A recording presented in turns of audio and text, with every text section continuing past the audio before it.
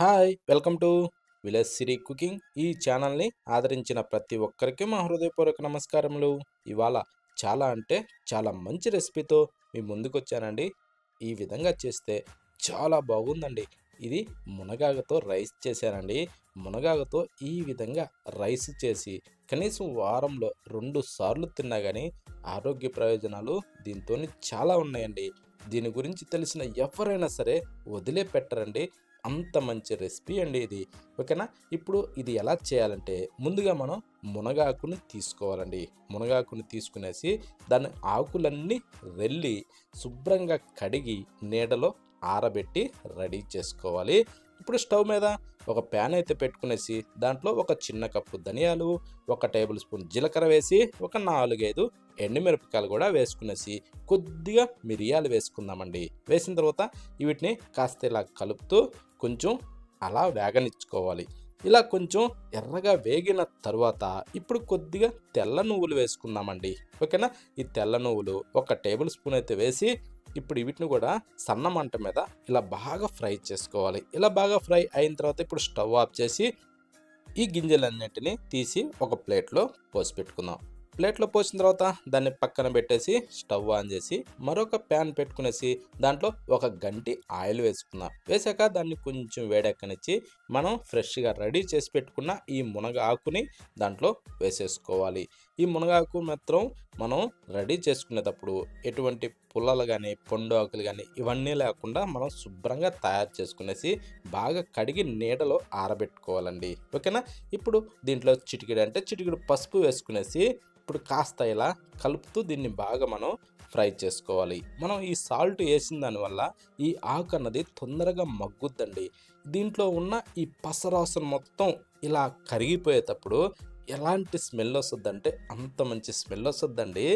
ఆ విధంగా మనం ఫ్రై చేసుకోవాలి. చూడండి ఎలా వాడిందో ఈ టైప్లో మనం బాగా ఫ్రై చేసుకోవాలి. మనం ఎంత ఆకేసామో ఇది ఎంత అయిందో చూసారా? ఆ టైప్లో ఒత్తుల్లాగా ఇలా అయిపోద్దండి. ఇప్పుడు స్టవ్ ఆఫ్ చేసేసి ఈ మునగాకును కూడా పక్కన పెట్టేసి ఇందాక ఫ్రై చేసిన ఈ గింజలన్నింటినీ ఒక మిక్సీ జారీలో అయితే వేసుకోవాలి. అవి ఎట్లంటే చల్లారిన తర్వాత మిక్సీ జారీలో ఈ గింజలన్నీ వేసుకున్న తర్వాత ఇందులో ఇప్పుడు నీళ్లు కానీ ఏమి వేయకుండా దీన్ని పొడి కొట్టాలండి. ఈ టైప్లో మనం గ్రైండ్ చేసి పొడి కొట్టుకోవాలి. చూడండి ఎలా వచ్చిందో.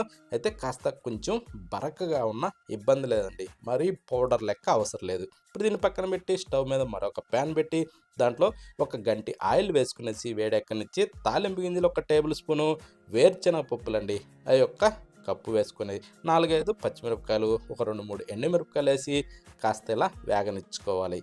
ఈ కొంచెం ఇలా సన్న మంట మీద ఎరడాలుగా వేగిన తర్వాత ఇప్పుడు కొంచెం ముక్కులు పొడిచిన వెల్లుల్లిపాయల్ని దాంట్లో వేసుకుందామండి. ఇలా ముక్కులు పొడిస్తే ఏంటంటే ఆ రసం అన్నది ఈ ఫ్రైలోకి వచ్చి సూపర్ టేస్టీగా మంచి స్మెల్తో బాగుంటుందండి. అందుకని కొద్దిగా అలా ముక్కులు పొడిసి దాంట్లో వేసుకోవాలా. ఇలా ఎప్పుడైనా పోపులో వెల్లుల్లి రెమ్మలు వేసేటప్పుడు ఈ టైప్లో చేసుకోవాలి. ఇప్పుడు ఒక 4 రెబ్బల కరివేపాకు, ఆ ఆకు కూడా మంచి స్మెల్ వచ్చేది తీసుకోండి. ఫ్లేవర్ సూపర్గా ఉంటుందండి మంచి వాసనతోనే. ఇప్పుడు అది చిటపట్లాడనిచ్చి ఇప్పుడు మనం రైస్ వేసుకుందామండి. ఇది ఎట్లా అంటే గట్టిగా తింటే ఒక మనిషికి సరిపోద్దండి. ఓకేనా? దాంట్లో చిటికెడు సాల్ట్ అంటే రుచికి సరిపడా వేసుకోవాలి. వేసిన తర్వాత కాస్త ఇలా కలుపుతూ దీన్ని బాగా మిక్స్ చేసుకోవాలండి. అంటే కొంచెం ఉండలు అన్నం లేకుండా మనం అన్నం వండి రెడీ చేసుకున్నప్పుడే దాన్ని కొంచెం పొళ్ళుగా ఆరబెట్టుకోవాలి. ఆరబెట్టిన తర్వాత దీంట్లో వేసి ఇలా కలిపి ఇప్పుడు ఫ్రై చేసిన ఈ మునగాకుని ఇందులో వేసేసుకుందాం. ఓకేనా? మనం ఎప్పుడైనా సరే అన్నం ఇలాంటి దాంట్లో వేసేటప్పుడు కొంచెం ఆరబెట్టివ్వాలండి. ఇలా కొంచెం ఆరిందంటే అప్పుడు దీనికి చాలా బాగుంటుంది. ఓకేనా? ఇప్పుడు ఇలా కలుపుతూ ఈ మునగాకులో ఈ రైస్ని మనం బాగా మిక్స్ చేసుకోవాలి. ఇది మొత్తం బాగా కలవాలండి. అప్పుడేమవుద్దంటే ఈ రైస్ అన్నది ఈ మునగాకులో ఉండే ఫ్లేవర్ని కాస్త పీల్చుకుంటుంది. ఇప్పుడు గ్రైండ్ చేసిన ఈ పొడిని మీదకించి చల్లుకోవాలి. చల్లిన తర్వాత ఇప్పుడు ఈ పొడితో సహా ఈ మొత్తం బాగా మిక్స్ చేసుకోవాలండి. అప్పుడేమవుతుందంటే ప్రతి మెతుక్కు కూడా ఈ పొడి అన్నది బాగా అతుక్కుంటుంది.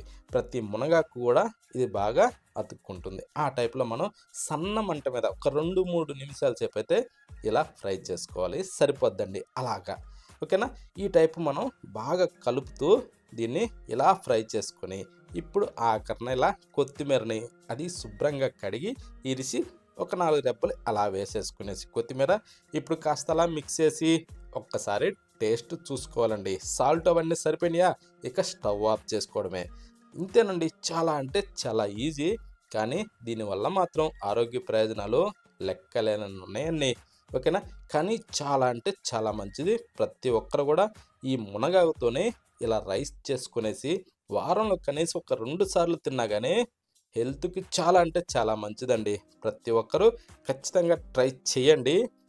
అది మీకే అర్థమవుతుంది. చాలా అంటే చాలా మంచిదండి. ఇంకా ఇది షుగరు అలాంటి వాళ్ళందరికి కూడక ఈ మునగాకు రెసిపీ చాలా మంచిదండి. కాపోతే అందులో కొద్దిగంత అలా మసాలా తగ్గించుకునేసి అలాంటి వాళ్ళు తింటే మాత్రం జీవితకాలం హెల్తీగా ఉంటారండి. అంత మంచి రెసిపీ ఇది. అందరూ ట్రై చేయండి.